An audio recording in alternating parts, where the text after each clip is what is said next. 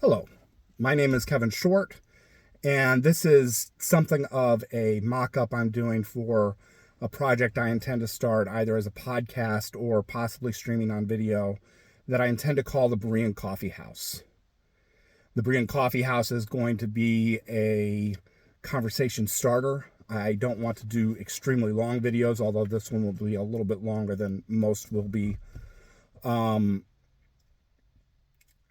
I want to encourage Christian thinking. Now, you might ask, why are you in your car? And the answer is, number one, it's one of the few child-free zones in the house right now. And for anybody who has a child in elementary school, trying to get quiet sometimes requires a child-free zone. But number two, it's a reminder that whenever you go on a journey, not only do you have to make a first step, but you have to understand what your beginning is, where you're trying to go, so that you can move in the correct direction. So I intend to start this series of podcasts with a discussion of what is foundational for Christianity. I want to provide some foundational answers to the foundational question. Why should someone in the 21st century consider Christianity to be true, or even consider exploring whether it's true? Now, I started my own journey into Christian philosophy through a study of Christian apologetics and Christian evidences. Many people will immediately think of Christian apologists as high-priced salesmen. I realize that there are a very few who probably have made a fair amount of money by publishing their material, and that's fine. I'm happy that the Lord has blessed them that way. But the reality is, most people I've met in apologetics aren't in it for the money. It began with a quest. It began with a search for truth. And Christian argumentation either played a role in someone's coming to Christ. This is true, for example, of C.S. Lewis. Or someone began in the faith, faced existential questions of some type, and they were drawn into Christian apologetics in trying to answer those questions. So we're going to start from the standpoint that there's a quest, there is a search for truth that we need to be engaged in. Now, an atheist doesn't have a reason to believe we ought to be engaged in it, but that's going to be another video. So I'm going to begin by noting one thing that I think most people in the world today will agree with. The world is on fire. There's war. There's famine. There's poverty. There's disease. And somehow we believe that the world is not as it ought to be. Once again, this creates a problem for Christianity's chief competitor, naturalism. They have no reason to believe that the world ought to be any particular way other than the way in which it actually is. Once again, that is another video at a later date. What's also very interesting is that this is not new. Boomer rock legend Billy Joel told my generation we didn't start the fire. It's been always burning since the world's been turning, and he's right.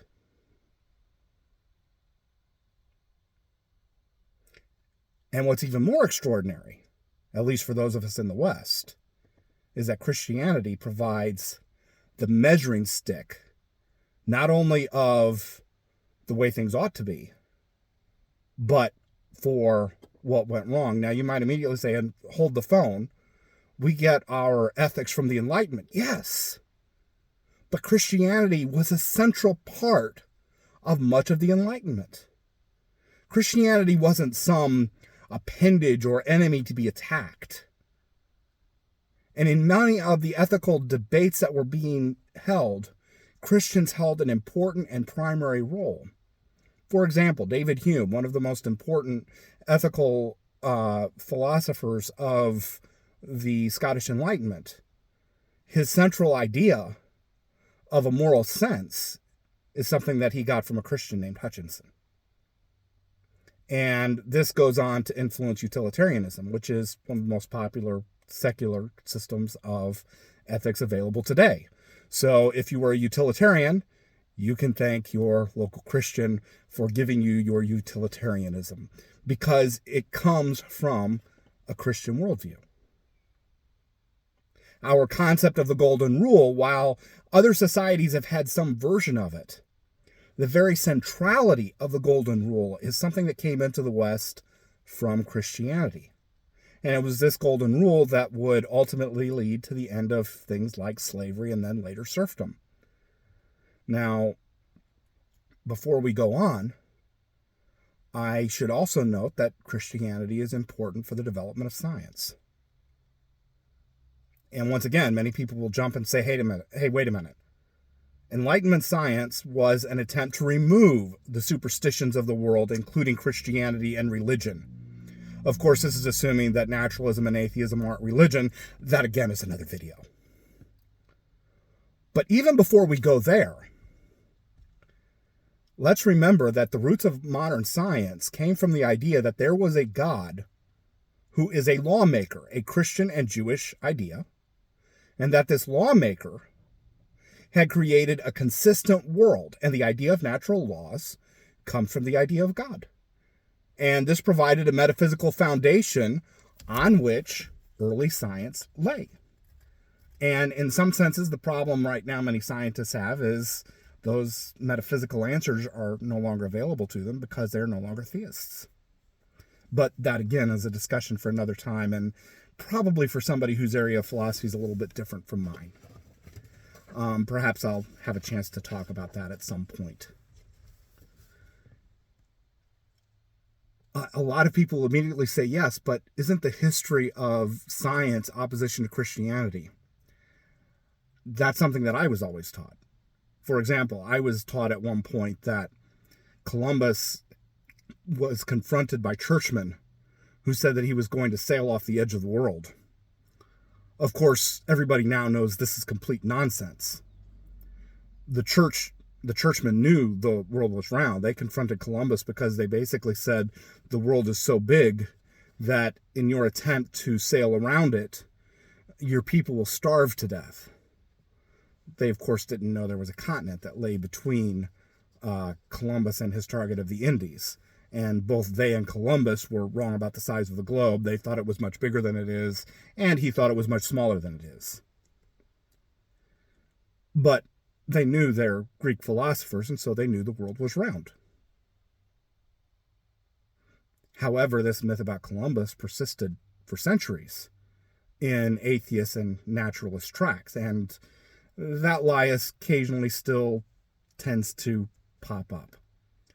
The reality is, the relationship between Christianity and science is a lot more tenuous, a lot more difficult, and there's a lot of new myths that surround this. This includes, by the way, many discussions about Christianity and Darwinism. Those, again, are not for this video, but atheists have their own lies and their own myths that come into these discussions, including, shall we say, a very famous debate and confrontation at that debate, which probably did not actually happen. But we'll deal with that at another time. Yet, what's even more remarkable is that if Christianity has had such a sweeping hand in affecting the West for the better, nobody in AD 33, when the first leader of Christianity, Jesus Christ, was crucified, nobody would have seen that coming. Jesus' followers were, for the most part, not wealthy. There probably were a few, but there were not many wealthy followers in his retinue. None of his retinue were soldiers or military men. Few of them were men of letters or men of distinguished theology at the time. The Jews dismissed him as a minor sectarian. Some of the Romans Some of the early Roman, one of the early Roman historians, Tacitus, couldn't even be bothered to spell his name correctly. Nobody would have thought that this is what would happen. So why did Christianity go from being a small, obscure, they would have used the word cult, even though Christianity is quite different from something like Scientology? How did Christianity go from being that to being one of the largest religions in the world? My answer is because something happened in AD 33 that changed the world. The resurrection of Jesus Christ. Now, you might immediately start saying, hold the phone. You're drawing all of this from your belief that the Bible is inspired. Well, I do believe the Bible is inspired. I do believe the Bible is inerrant. I believe it makes no errors, particularly in matters of doctrine or practice, when it's interpreted correctly, and there are some legitimate interpretational questions that sometimes play into some of these discussions. But you're about 3 or 4 steps ahead of me. You see, I don't believe that Christianity is true because I believe the Bible is inspired. I believe the Bible is inspired because I have previous commitment to the belief that Christianity is true. And I don't believe in circular reasoning. I want to look at the Bible first, not as an inspired document, though that is what I believe is true, but as a set of historical sources. A lot of people will immediately say that biblical scholarship has largely disproven the Bible. I'm not sure what type of biblical scholars they're talking to. There are many biblical scholars who will claim the Bible is false. But I know of many who also believe that it is true. And I know of no survey counting noses, and I'm not even sure if survey counting noses is a proper way to understand these things. What I will say is, I believe the reason that people believe that the Bible is false are poor ones. One of the reasons why I think they're poor is because, quite frankly, they're arguing in a circle.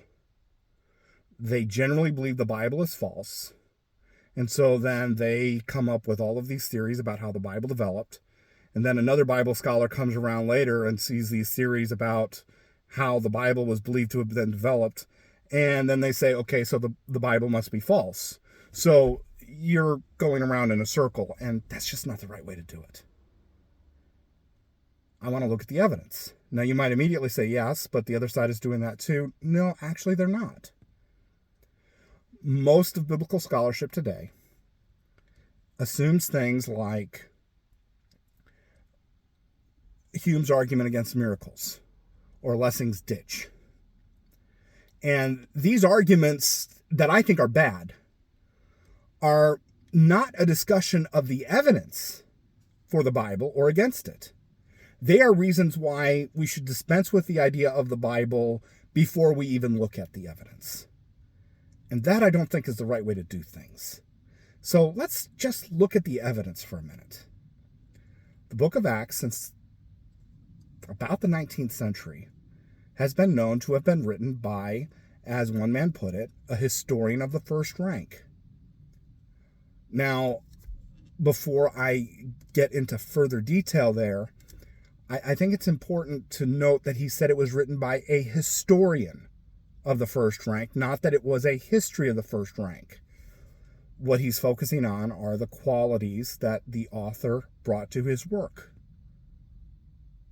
And everybody admits, whether you're a theological conservative or a theological liberal, that the author of Acts also wrote the Gospel of Luke. And if he is a good historian in one of those two works, then there's good reason to believe he brought the same care and attention to detail in the writing of his first volume. The book of John was written by somebody who has a good understanding of Jerusalem in the period between AD 70, or before AD 70, excuse me. We also have Paul, who everybody admits was writing at the time of Jesus, who talks about those who saw the risen Christ. So pretty much anyone who really knows what they're talking about in biblical scholarships admits that there is a historical kernel, at least, of evidence in the New Testament that something happened here. Now, I immediately know that some people will start turning to mythicism. And they'll say, no, Christianity is sort of a myth that was written in the first century. And this is not a new idea, but it was dismissed in the 1850s as an exercise in question begging. And when I start looking at people who advocate for this idea now, they really haven't resolved that set of problems that led to the idea being dismissed before. The German word for these guys were the Religionsgeschichtliche School. Yes, I know that's a mouthful. I would say until they've answered those questions, there's a reason why these guys are very popular on YouTube, but aren't necessarily as well entertained in biblical scholarship. There's a number of problems in their technique. Now, if you look at my view and their view on the authorship of the Bible, let's take a comparison here. I believe that Matthew and Mark were written somewhere between AD 45 and AD 55. Luke probably in the mid to late 50s. And John around 90 AD. Maybe a little bit earlier, maybe about 80. If you go with the consensus views of those on the theological left, you will find that they date Matthew and Mark to 75 to 80-ish, maybe a little bit later. Matthew, Mark, and Luke somewhere in the 75 to 80, and Mark somewhere before the end of the first century. So we're not really even talking about a huge amount of time that is different between their view and mine. The real difference is they look at they have this whole apparatus of sources they're trying to fit and cram in, and I think it's much simpler to try and operate without those assumptions, but that's another video. I want to end this by dealing with two ways of taking this evidence and drawing it to a conclusion. Why two ways? Well, I'm a philosopher. We sort of like to be able to do things more than one way. Quite often when you read a philosophy paper, you will see 2 or 3 or 4 versions of the same argument. That's a good thing. It's just not something you usually do on YouTube, but we're going to do it today. So there's two ways that we can take all of this information and come up with a compelling argument for why we should consider Christianity to, or at least explore the possibility that it's true. Number one is an approach taken by Gary Habermas. It is sometimes called the minimal facts approach. I'm not necessarily, within people who discuss the evidence for the text, there's a minimalist faction and a maximalist faction. I tend to agree more with the maximalist faction. However, I like the way Habermas's material takes things and puts them into bite-sized chunks. So I'm not making an argument that there are minimal facts that we can work from. I am simply saying there are 5 facts that we can use to kind of work around things and explore things. Number 1, Jesus Christ died by crucifixion in AD 33 and was buried due to committing heresy for declaring himself to be a divine being. Number 2, the disciples claimed they saw Jesus alive after his death, and this experience changed them, many of whom were later martyred. Number 3, James, the brother of Jesus, who was not a believer before the crucifixion, is reported to have seen Jesus alive after his death, and James became a pillar of the early church until he was martyred. 4, Paul was a critic and persecutor of the early Jesus movement. And then he claimed to see the risen Christ and became one of the most important pillars of the Christian church until, as you guessed, he became a martyr. Number 5, the tomb in which Jesus was buried was empty. Any theory about the origin of the New Testament needs to be able to explain these 5 points. And from the standpoint of pure abductive reasoning, a resurrection is the best explanation. What they saw is actually what happened. Because if they saw a hallucination, then they should have been able to go back to the tomb and find the body. If they robbed the tomb, which would have required sneaking past the guards, if the guards were asleep, rolling the stone away without the guards waking, the guards, mind you, who had every reason not to fall asleep because there was a death penalty for falling asleep on the job if it ran into mischief. That's tough to believe. If, Jesus Christ was not truly dead and swooned, one wonders how on earth, someone who nearly bled to death in a few days is able to start pushing a heavy rock away from a tomb when the rock is designed to be rolled away in a different way that isn't going to work either. The best explanation remains that Jesus Christ rose from the dead. There's a second way of looking at all of this evidence, and these are the choices or a variation of what many people call C.S. Lewis's trilemma. I call it the quadlemma, and I think C.S. Lewis himself understood this because he dealt with the issues of evidence in places other than mere Christianity, which unfortunately for some is the only book by Lewis that they've read. We're going to state that Jesus is either a legend, a lunatic, a liar, or Lord. If he is a legend, well, then we have a problem. Why is there a historical body of material that seems to be accurate in details that are unimportant to the Christian faith? That seems unlikely. If he's a liar, where's the body? If he's a lunatic, and if he believes he's, I occasionally hear people say, well, what if he's just wrong? If somebody thinks they're God and they're not, I think that qualifies as a lunatic. So, is he a lunatic? Well, how did he attract his body of followers? Once again, it seems to point to the fact that he's Lord. As Lydia McGrew, a very important Christian apologist of our day, has noted as well, this analysis is also true of his followers. They either lied, they're crazy, i.e. they saw hallucinations, or what they saw was true. And I would submit the fact that they were willing to die for it without one of them turning traitor. Sometimes people will take the deaths, and I don't know if it's deliberate, but they misunderstand why martyrdom is important. Because they either willingly died for something they knew was a lie without any of them being shaken. And we have good reason to believe that somebody like Josephus would have reported if one of them said it was fake. The fact that none of them turned tail and ran is telling. Now, you might say this isn't enough. You might say, yeah, I don't believe in miracles. You might say many other things. But if you'll note, I didn't say, I want you to immediately convert and accept what I've said. This is a conversation starter.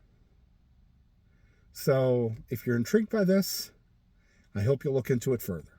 Thank you.